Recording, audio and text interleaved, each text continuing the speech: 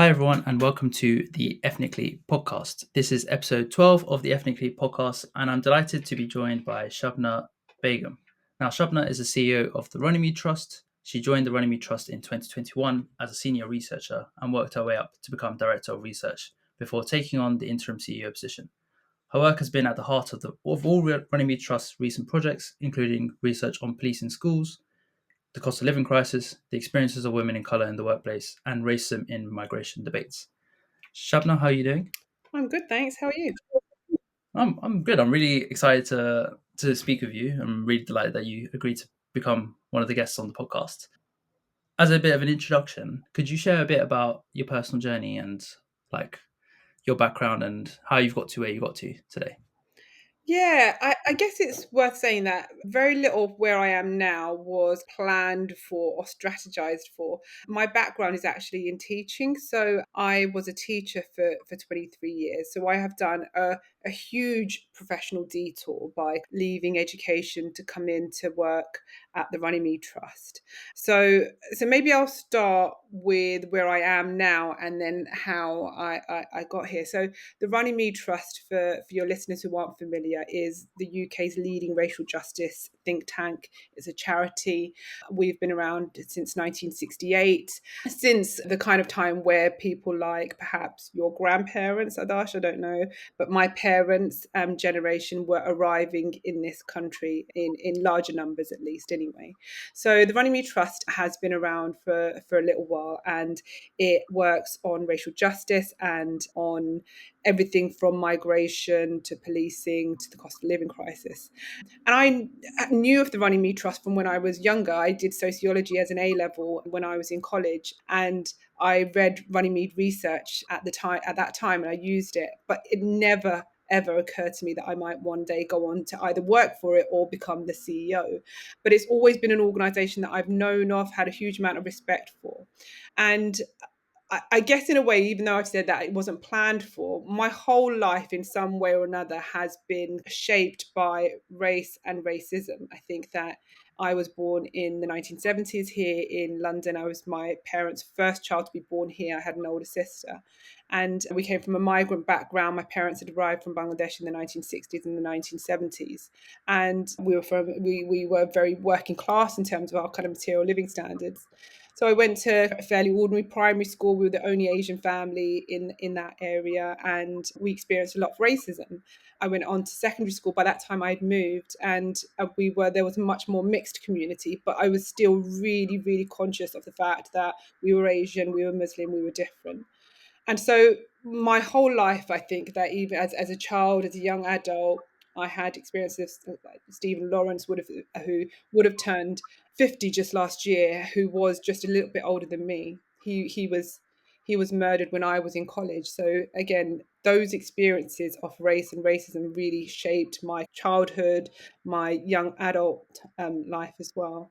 But I didn't think about going into think tanks. It was so removed from what I knew. My parents, like I said, were migrants, that we were working class.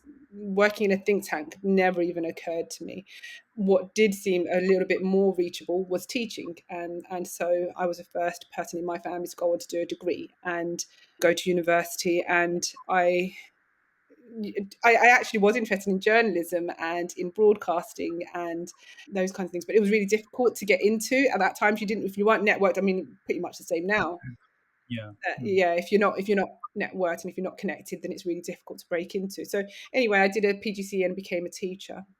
But even in my teaching, I was very much concerned with racial justice, and I was very much leading on kind of anti-racist education within the schools that I taught at. To cut a long story short, I taught for 23 years, but toward the end of that time, I decided to do a PhD.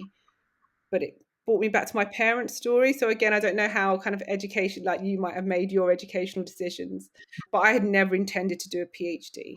And I went on to do it because my parents had told me about their migrant journey and their migrant experiences. And so my PhD was very much related to my parents' experience for when they arrived here. And it was during that it was very much a PhD that was related to housing and race and racism in the 1970s that I went on to get a short-term research role with the Runnymede Trust. And that opened a door and gave me an opportunity to think about, did I want to do something very different? So when I finished my PhD, I had a choice of either going back to full-time teaching or trying something different. And this is a real testament to people being encouraged to feel like they can and should try different things even when they're much older. So I'm nearly 50 now. But I decided to make quite a significant career change, and this was 3 years ago, and decided to take the plunge, go for it, and make a really bold move and apply to be head of research at Runnymede at the time. And then, yeah, from there, 2 years later, have made it to the top of the organisation. And yeah, I think back to when I was 18 and looked at that organisation and thought, what a wonderful, wonderful organisation doing wonderful work. And yeah, I'm really proud and privileged to be part of that organisation now. Yeah, it's amazing that you knew Runnymede's work when you were younger, and like it kind of been part of you since that age, and then you've worked your way to become CEO. And I guess like a lot of your life experiences have shaped you and your role. Would you say your work as a teacher has also influenced that as well? Yeah, 100%. I think that I went into teaching because I've always believed in trying to make change. And I do think that the classroom is a place where people make profound and deep and really long lasting changes. And funnily enough, I'm about to go to Labour conference next week. So it's conference season starts as we head into autumn. And last year I was at Labour conference and I was speaking from a panel. And in the audience was one of the students that I taught who was now an adult. And so, like, these things have a funny old habit. So, I taught politics, and I have now encountered in the last couple of years so many of the students that I taught and taught about the political structures and systems that I'm now kind of part of, who are part of that. And I think that, yes, I think that teaching, education, and classrooms are really undervalued, and teachers are really undervalued for the kind of the change that they make every day in their classrooms. And so I remember when I left teaching, and this was now 2 summers ago when I completely left because I was still straddling part-time teaching and part-time at Runnymede. And I remember my leaving speech, and someone had said, as they were doing the leaving speech, is saying, "Oh, you're going to go on to do really important things now." And I was really clear that, and no, actually, I think I had done the most important things whilst I was in my classroom. Um, Mm. with no one watching, no press stories, the conversations that I have had the privilege of having with young people through my teaching career have shaped not just them actually, and this is really important, have also shaped me. And so yeah, teaching is absolutely part of how I see, and education still remains one of the ways I see that we make change. And I take so much of that into the work that I do now. Yeah, I'm a firm believer in the power of education as well. I think, particularly when we're talking about race, ethnicity, tackling racism, I think from my point of view, that's kind of why I want to set up the podcast, because when I have conversations with different people from all backgrounds and industries around what we need to do to make society more tolerant and a more diverse and inclusive place, everyone has a different perspective, but all aligned to making society more inclusive. And I think, yeah, the power of education is really important in that. You also mentioned when sort of making that transition from a senior researcher to director of research and then CEO. What would some, because we have a part of my audience is obviously early careers and they would love to learn more about the challenges that you in order to develop in that sense. So yeah, what were all those challenges that you had, and particularly when you're transitioning as well from a teacher to researcher as well? Yeah, I think that's really interesting. I think so much is about kind of your skills and experience and networks that you have. And that's the same in any field that you're working, any sector. All of those things are obviously kind of key assets as you progress and want to take on more responsibility and want to be able to take on more leadership within any particular role. But do you know what? I think that the biggest thing is confidence. I genuinely cannot emphasize how much our own kind of perception of ourselves and our own self-confidence play into that. And the piece of work that I came in to do at Runnymede that I was commissioned for initially was a report that later became called Broken Ladders. And it looked at the myth of meritocracy for women of colour in the workplace. And for that report, I was the senior researcher leading, and I had to speak to lots of different women of colour. And it was from early career, first job type person to senior people in the NHS to banking, the legal world. And I spoke to all of these people, and one of the things that came across so many times from the interviews that I did was about people underestimated me. I wasn't encouraged. And I just saw so many different people who were less talented, less hard work, who were kind of not as good at their job as I was, who just turbocharged past me in the kind of promotion ladder. And women talked about that so often, about not only were they not encouraged, but they were squashed and deprived of opportunities. And I did that work and that research, and I was the one of the authors of the report that eventually got published. And it was really funny because I just feel like sometimes things happen at a particular time, and the symmetry of these kind of events are really can be so important. But for me, the decision to go for the head of research came at that point where I'd just done this, and the kind of opportunity came up. And I think the past me wouldn't have even entertained the idea of going for it, because that was my first proper think tank research job. I hadn't been there for very long. And the past me would have said, no, no, no, that's not for me. I can't do it. I'm not even going to apply. And actually, the conversations that I'd had with all those women made me think, hang on a minute, I owe it to all of those women and what all of those women have told me and the stories they shared to go for it. And also, Runnymede is a beautiful place to work as well. The person who I was considering applying for another job, and I spoke to that person. They were like, "But you are applying for the head of research job, right?"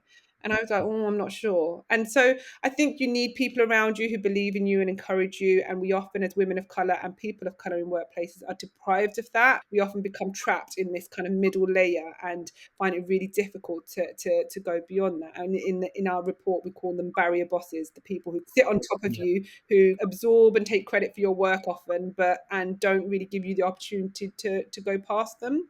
So so for me, it was about having the confidence and being quite bold and saying, do you know what, I can do that job. And if I can't do the 100% of that job, I know I have the skills and resources to be able to learn it really quickly. So I would say that having confidence is one of the most important things about seeing yourself progress. Mm. No, I completely agree. I can definitely, when you were talking about women of color, I this reminds me of my mum, because my mum, she's a nurse. She's moved, I think she's worked in the NHS for around 25, maybe 30 years. Probably, I think it's 30 years coming up Mm, soon.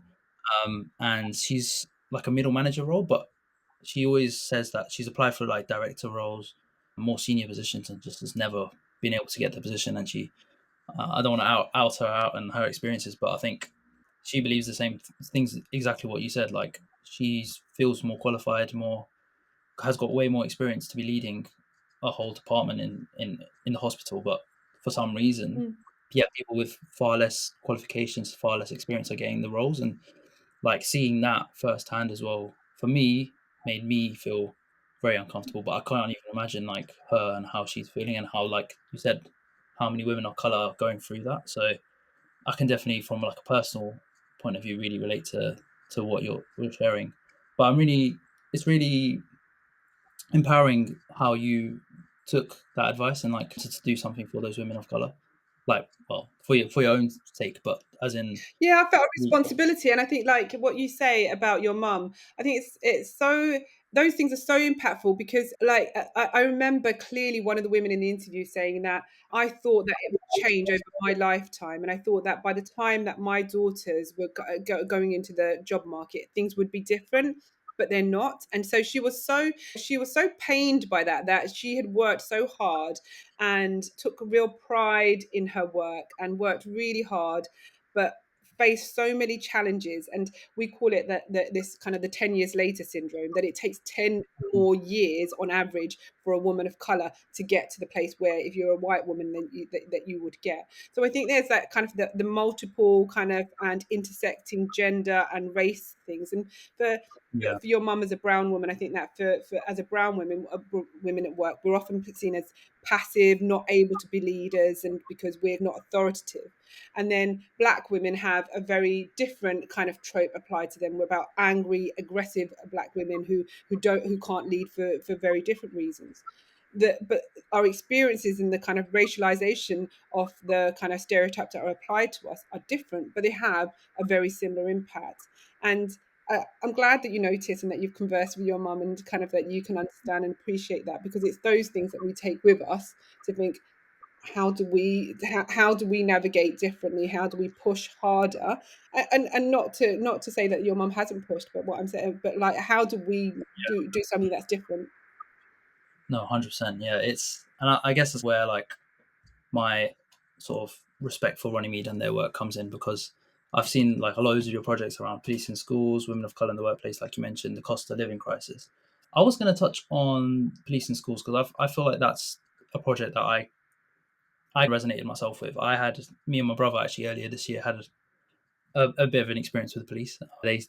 We were just walking in a shopping mall after school. Oh, I was picking him up and stopped us for doing absolutely nothing and quite threateningly spoke to us.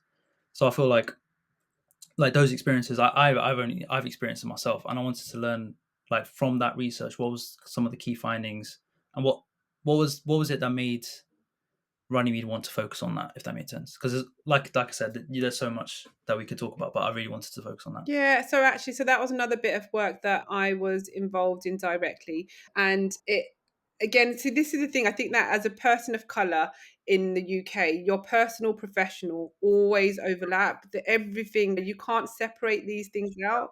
Like you asked me, Michael, the question about like how I arrived here. I almost feel like it wasn't a choice. Race and racism has shaped my life. I've always experienced it. I don't want to experience it, but it's always been there, right? So I can't avoid it. It's there. And the police in school stuff, again, the symmetry of how things happened. So you will know the story of child Q, who was a 15-year-old girl who was taken out of her mock exam hall because her teachers thought that she smelled of cannabis. They took her to a room. They searched her bags and didn't find anything, but didn't decide to leave it at that. They then called a safer schools officer, and two police officers came into school who then strip searched her in a room without an appropriate adult present. They made her expose her intimate parts, and she was on her period. So it was just scandalous Mm. from beginning to end, and it was a failure of kind of safeguarding, of any protection, of any duty of care to her as a young woman. And that happened in a Hackney school. I was still a teacher at the time, so I was at Runnymede and a teacher in Hackney. And for me, that was such a profound thing, because when it was first reported, it wasn't, we didn't know which school it was. And I couldn't for 100% sure say it wasn't my school, because we did have safe schools officers. I couldn't be sure that something like that hadn't happened. And so for me, it was like, oh my God, it was a real wake up call to think, we have police officers become so normalized.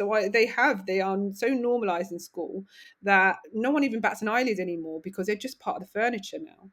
Yeah. Anyway, Mm. so after that, we decided to find out, well, how many police officers are in schools? Which kind of schools are they? And someone had done kind of some research previously, but it's not the kind of data that they put out there, and it's readily available, and it's not, we're not told this information. So anyway, we did some freedom of information requests to find out which schools they're in, and we found out that there were far more police officers than people thought in schools. We also found out that they are much more likely to be in schools where there are high free school meal pupil demographics, so much more likely to be in working class communities of colour, that you're going to have police officers in schools.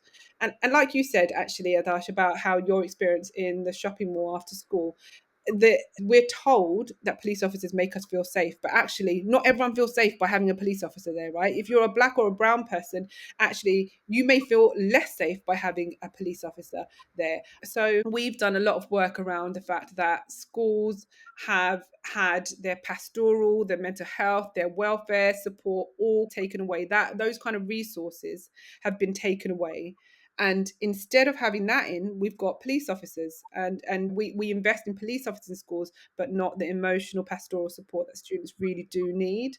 So for us, we're really clear that actually our education system has become this kind of this place where the care, the compassion has been really stripped away, and we have much more security and surveillance there instead. So our policy emerging from that was not to have police officers in schools, and to resource schools properly with the kind of people that can support young people when they are facing difficult decisions, which they do. Mm. Yeah, and I guess instead of police officers, was it more like having, I don't know, counselors or more mental health workers or people that young people could access and that they could actually have a conversation with, rather than a police officer is going to threaten or speak to them in a demeaning way. Yeah, exactly. And I think that's what we say, that like we need those kind of support services in schools that can help people to navigate some of the challenging kind of situations they're going to find, whether that's the kind of economic situations or the kind of safety situations that they are going to encounter. But what we definitely don't need is police officers who take an incident that should be resolved by teachers and by the pastoral system, take that a kind of incident that could be resolved within school into it becoming an exclusion kind of event, and then becoming something that kind of has a whole pipeline effect. And we talk about the school to prison pipeline, where students who are excluded are much more likely to get caught up in kind of violence and harm outside of the home, and in between home and the school. And so to really find ways of shutting that pipeline down, and one of the first things that you do is to stop police being in schools and invest in the kind of resources that support young people. No, definitely. I think when it comes to sort of young people as well, and actually, a lot of people would ask this question as well, not just me, but I feel like as a young person of color, we there's obviously a lot more challenges.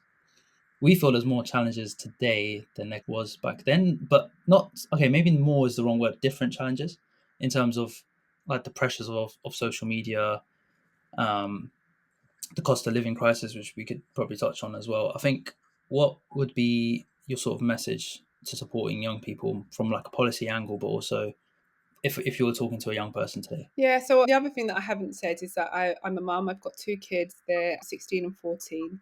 And I think that you're right. They have both different and more challenges in some way. I do actually think that the challenges that I had when I was 16 or 14 are entirely different to the ones that they face.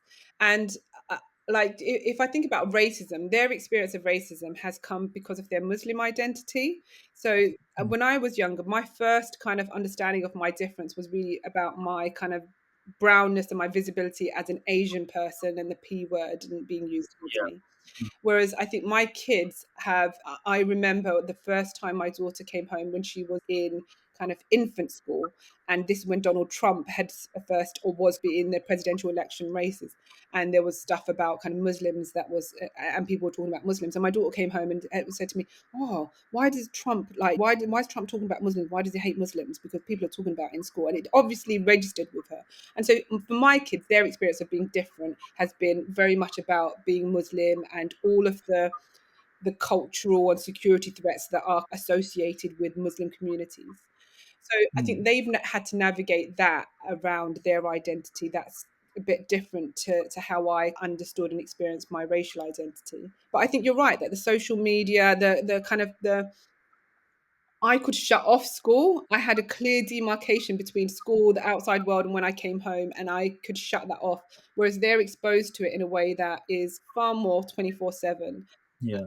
I think but it has lots of challenges for me. Like parenting, I'm a single mum as well. So, like parenting two teenage children at a time where they are exposed to online spaces and platforms and social media in a way that I can't even relate to. Like, I don't understand it. I have to try and make myself understand. So, I think that they face all of those challenges. But what my kids don't have, but which you referred to, is the cost of living crisis. And alhamdulillah, we're lucky that we don't have the kind of economic pressures that I know so many people in our community do. So I am really aware of those kind of material inequalities and how they shape people, and how they, one of the things that happened to my son is that his one of his best friends didn't come back to school this term at the beginning of this year, because his family have been, they, I think that they were had been registered as homeless, and the council has just moved them, and just moved them in that really flippant way that if you are categorized as homeless, then you are allowed to be moved from hostel to wherever. And none of the social fabric that that child had stays with them. That's it. He's gone. He's ripped away from all of that. His friends, and my son's best friend is gone, and I can't do anything about that. His family can't do anything about that. No choices for anyone there. So I think that though the cost of living crisis, we're going into kind of Christmas, and that's going to become much more again on people's kind of radars about that whole, it's become a mantra about eating and heating, but it's so real and so present for people. Yeah, it really saddened me. From a policy perspective, therefore I think that For us, there are so many kind of simple, straightforward things that that the government can do, which currently it is refusing to do. The two-child benefit policy, for instance, we know that has a disproportionate impact on communities of colour, families of colour, because they tend to have larger families, and we're also younger demographic as well, so we're more likely to have children. So that's a really simple, straightforward thing to lift hundreds of thousands of children out of poverty just by removing the benefit cap. But on a longer term basis, the Runnymede Trust are really moving beyond being locked into this current policy conversation and really thinking about what do we need to really tackle, not just this focus on who's living in poverty and let's fix poverty. You can't fix poverty without fixing the wealth inequality at the top, because if people at the bottom don't have enough, then it means that someone else has too much. Too much, 100%. Yeah, and so we need to change that, and I think that's where a lot of our kind of policy kind of conversation and principles are moving towards. We can't fix wealth, we can't fix poverty without really thinking about the wealth inequalities that underpin that, and the people whose wealth is protected, and they're allowed to accumulate that at the expense of people who are literally starving and freezing in their homes. Yeah, and I get one part of policies. I don't obviously I understand there's so much inequality, but I feel like if you take every community, like London for example, and all of its micro communities, there's so much inequality within that as well, and it's so overwhelming as well. I feel that, like, I agree. Like there's so, like, the story of your son's best friend, like that experience, like the emotional toil of that as well, has a increasingly negative impact, and like the emotions that people are going through in this cost of living crisis, like being able to afford the basics of food and water, and I'm that energy companies continuing to increase their prices. It's just a bit over. It's very overwhelming for a lot of people. Mm. How, from an emotional point of view, how can we support people better? Because I guess obviously there's the policy and what needs to change from a political point of view, but I always want to from I always want to help someone if I can, or if there's someone listening that can help. What would you want them to do? I think that that's just by you raising that as a question, that in itself is a virtue and a support, because I think that we don't even talk about that because we're so busy trying to deal with the kind of the brutality of the kind of material and economic violence. We often get lost. We forget the kind of emotional toll it takes on people. And I think that some of the Mm. research that we've done at Runnymede Trust has focused on, for example, this concept of weathering. And this is where, like, this the constant kind of navigating, the constant kind of trying to figure out what to do and to deal with racism, the the hypervigilance that we have to have in any given situation to worry about whether how safe or secure we are in any given situation, that takes its toll, not just in the short term but in the long term, in terms of your kind of physiological health outcomes and your kind of your health experiences as you grow old as well. So I think it's really important that just you raising that is recognizing that racism doesn't just have a material impact on us, but it has that emotional well-being impact on us, and it impacts our physical as well as our emotional health. And so talking about it, I think, is really important, and recognizing that. I do think, however, though, it's really important that we've got to always go back to the material conditions, because our emotional reaction is a reaction. It's an emotional reaction to the material conditions we're faced with. So I think that if we think about, like, so much, so if we think about the riots over the summer and those people who were directly impacted by it, that was terrible. That brutal violence, that kind of explosion of it so suddenly. Of course, there's that direct physical impact on property, on communities, and that sense of fear.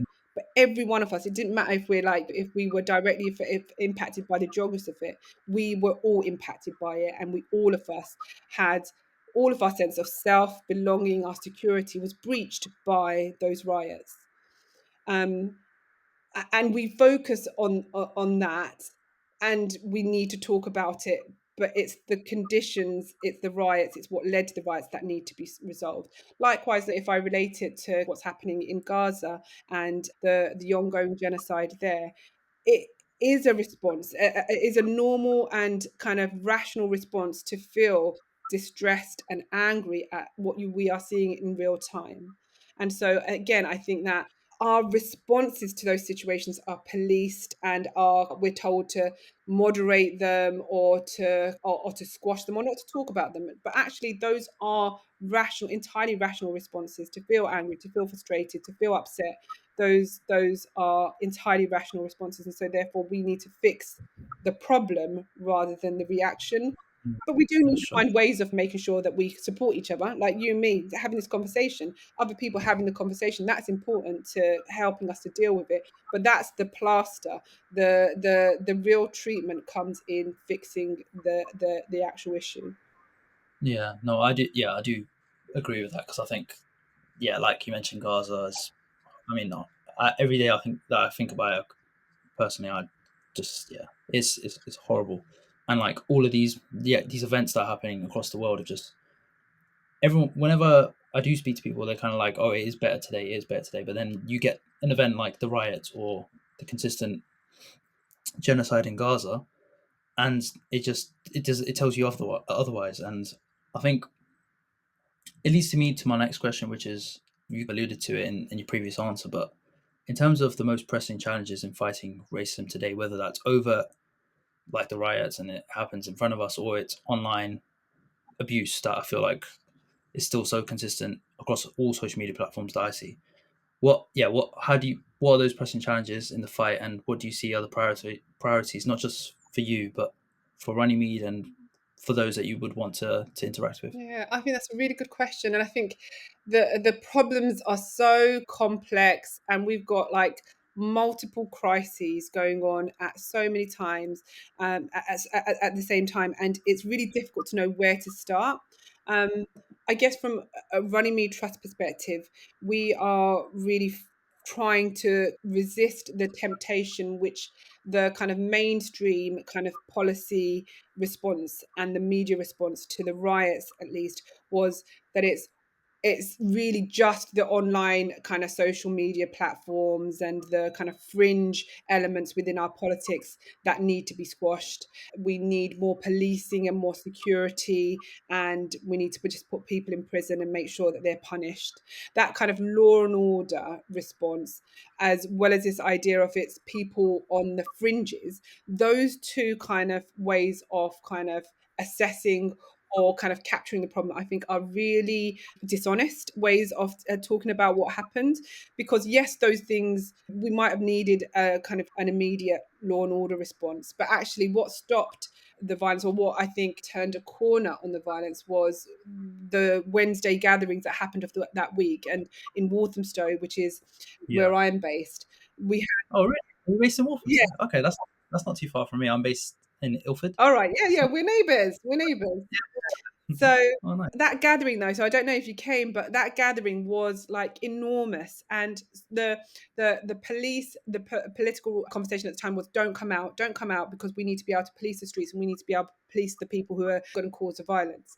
And I'm really happy that that was ignored, that advice was ignored, and that people turned out, because that for me was a moment where it's like, okay, do you know what? There are more of us than Yeah. you, and Mm. we will not let you take our streets. And this is our community, and this is our space. And it was really important to see that. And so that takes me back to like the policing and political response has really been inadequate. And for us, we need to say and call out, look, the conditions for this violence, the narrative, the Islamophobia, the anti migrant rhetoric, the hotels with people seeking asylum that have been identified and listed, that didn't come from some kind of dark space on the internet. It's in the mainstream media, it's mainstream politicians who are creating and demonizing people. So it's the mainstream political conversation, it's the mainstream media that need to really think about how they have given permission and manufactured a crisis that has blamed people of color, migrants, people seeking asylum, Muslims. And so for us, our kind of thing is about really resisting that narrative. And we also think that you have to talk about racism. That was the language that was missing in the post riots conversation. You had so many politicians coming on and talking about thuggery and violence, but they didn't name racism and Islamophobia. And And Mm. everyone who's a person of color was like, what the hell are you talking about? Like, how are you not able to name what it is that's unfolding and happening to us?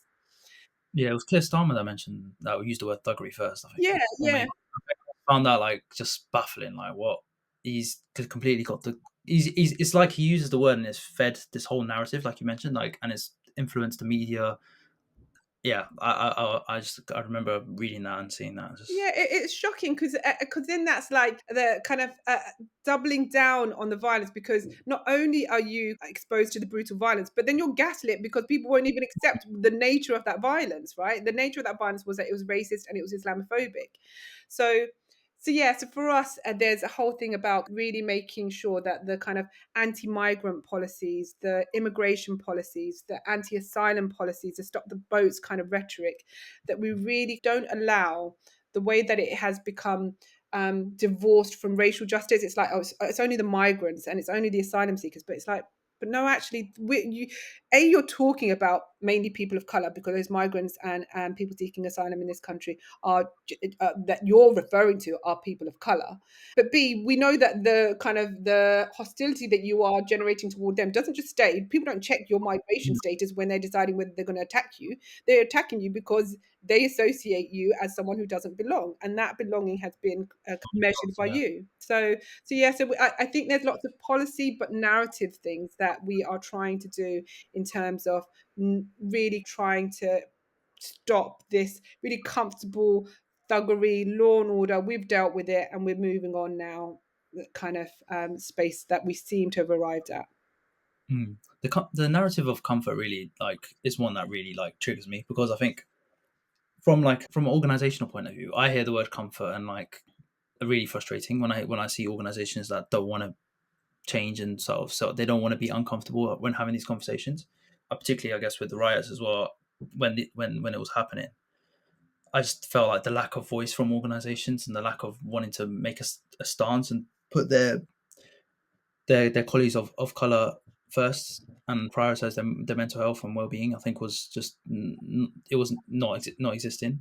And one thing that I found that also gave me pride from you mentioned the Walthamstow gathering was not just the amount of people of color, but the amount of people of white people of people allies and members of the community who came out and showed their support as well and showed that it wasn't just them that was affected, or it was their voice and their empowerment and solidarity that kind of made sure that people of color in communities like Walthamstow didn't have to suffer or didn't have to respect what the police were saying. Mm. So I think it's those things that I think are really really important. And I want to definitely highlight those as like yeah things that I want to like take forward, but I think a lot of people would want to continue building on, I guess. Yeah, I think that's really important. I think that the two things you raised there about comfort and solidarity are really important for us to think about, because I think that I remember during, like, when I was a teacher, we went through various different kind of cycles of training around race and racism. And we got to this place of constantly talking about unconscious bias training. And it's one of my big bugbears, because for me, the softening of language, the kind of the refusal to call out what is happening, and to not name it is really problematic, because again, it's that the idea of comfort, whose comfort are you playing to? And we have to prioritize the comfort of a white audience that doesn't like to be called out for its racism, and in doing so sacrifice the well-being of people of color in that audience, because actually people of color know what it is, but actually you're depriving them of the ability to call it for what it is. And so that comfort, I think it's really important that we use language in a way not to alienate. I get the why people advocate for that kind of language. It's the same thing about EDI stuff. I think that there can be a real softening of language when we talk in terms of kind of diversity and inclusion, because it's all about kind of like, if we have a cup of tea with each other and if we learn about each other's cultures, that's going to solve racism. It goes part of the way towards solving. It's about kind of building relationships, but it doesn't solve structural racism at that level. You have to talk about racism if you're going to solve it. And so, yeah, for me, it's really important that we think about comfort and whose comfort do we prioritize when we're talking in that language, and who do we betray? Because I think that kind of language betrays people of color whose kind of needs and well-being are not met in that conversation. But I come back to solidarity, Adarsh, because I think that for me it was that, do you know what? It was a huge crowd. It wasn't, and like you say, it was a really mixed crowd. And for me, it was really important to see. And even so I took my kids, and for my kids, it was important that their friends came out, that their friends came to the demonstration as well. That it wasn't, like you say, people of color alone are not going to solve this issue. The issue of racism isn't solved by people of color. It is solved by white people, right? So I think that, yeah, that solidarity and recognizing, and again, I always find this a bit difficult because I don't think that we should have to validate our kind of the kind of policy work that we do. So for example, not having police officers in schools. It's not just children of color that benefit. Actually, everyone benefits. But you don't want security. You don't want police in your schools. Who wants police in their schools, right? I don't want police in my children's schools. So everyone benefits. Likewise, if we have a more humane social security system that kind of actually looks after people and doesn't treat everyone as conscious, everyone benefits. So for me, you shouldn't have to validate it on the basis of everyone benefits, and there should always be a moral argument for why we should make these changes anyway. But it is true that the solidarity isn't a solidarity that's offered because you're helping someone else out. Actually, we all benefit from that solidarity, and that I think should underpin all kind of the efforts to bring people together. No, completely agree. I think solidarity for me is like the biggest. Whenever I think of like change or yeah, when I personally or people I know or communities have gone through a difficulty, solidarity is the one thing that keeps them together and keeps the spirit and the change consistent. So yeah, I'm a firm believer in solidarity. I would always want that for any community, and I think that's like one of the pillars I guess we have to build our fight against racism, which I feel like it's like I don't want to say like racism's always existed, but this feels like a really horrible term, but like a new era of racism, in my opinion. Like it just feels like it is, given the online stuff that we mentioned, the police, I'm not say brutality, but the further emphasis on the police, the media, and politics. I think it is like a new wave of racism. So I've definitely want to. Well, I definitely have enjoyed our conversation. I think it's been one that's been honest and been brutally honest, and I love honesty. I think that just getting it's amazing that obviously you're CEO of Runnymede Trust, but I've got to know you as a person, like listening to you on the podcast and hearing like the personal challenges that you and experiences that you've had that make you the person you are, and the reason why you do the work you do, and why you would never stop fighting for what's right. So, Shabna, it's been an absolute Oh, pleasure. thank you. I have a couple of other questions which I didn't warn you about. It's like a little summary part of the episode. Mhm. On the Ethnically podcast, I get my previous guests to ask a question in advance. Don't worry, it's not. It's not too. It's not. I see you pulling a face. It's not scary. But it's a really nice question because I think if somehow or another, obviously around the theme of ethnically, the questions link really nicely. So I spoke to Victoria, who is a holistic health coach, and she supports people with their diet, nutrition, and overall health. And she was talking a lot around supporting people from ethnic communities on their health and the sort of the challenges they have. So it was a really interesting conversation. And the question she provided me to ask you was, what do you do to look after your own health and well-being given your day to day? Gosh, do you know what?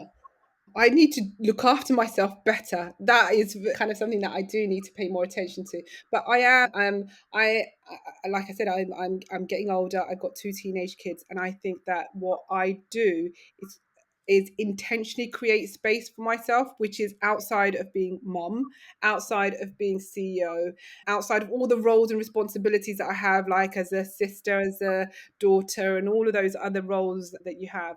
And I don't do this very well, but I do try to carve time where I am out of all of those roles, and I can just, and mainly it's walking and actually listening to podcasts. So Oh, nice. Yeah. it's and for me that's a space where, and this was particularly during COVID actually, that getting out for a daily walk got me Mm. into recognizing the value of being outside, of walking, of being physically in different spaces. So I guess walking, listening to something that takes me outside of everything that I'm doing, and actually listening to kind of novels. So that's the thing. So I often listen to lots of serious stuff, but I've increasingly started to walk and listen to just fun novels, quite trashy novels, just to be Yeah. completely out of serious mode. No, that makes a lot of sense. That's good to know though. Like it's interesting that podcasts and listening to novels and like getting your headspace more clear, whether that's going on a walk or listening to something, I think is really important. So yeah, no, that was a great answer. Actually, your chance to provide a question for my next guest, who is, I say unconfirmed, they're confirmed, but I like to not give any hints so that your question's quite like raw, and then they have a similar like reaction to you, and like Okay. when they hear the question. So the question should be like around the theme of ethnically, the topic we've discussed around tackling racism, ED&I, belonging, solidarity. What if you had to ask a question? What would that question be? Gosh, that's such a difficult question. Do you know what? I'm conscious of like time, season, the year, and where we're at in the year as we get into kind of autumn. I guess I would ask your next guest about what does autumn mean for them in terms of kind of a professional, personal experience. Yeah, I'm looking outside my window right now, and the leaves on the tree that are very green are just beginning to turn brown, and so for me it signifies a different part of my work year, the whole kind of weather, everything. So maybe I'm going to just take that and give that as a very generous open question to your next guest. What does autumn mean for you professionally and personally? Yeah, I don't know if it links to the EDI thing, but That's a really nice question. It's a very different question to ones I've got in the past. But I think it can definitely be one that's the person could ask it answer it from a professional or personal point of view. So no, that's an amazing question. But yeah, that's all for today's episode of the Ethnically Podcast. Thank you, Shabna, for your time, for sharing your experiences and your opinions. I really enjoyed our conversation. And yeah, thank you everyone for listening, and stay tuned for the next episode. thank you.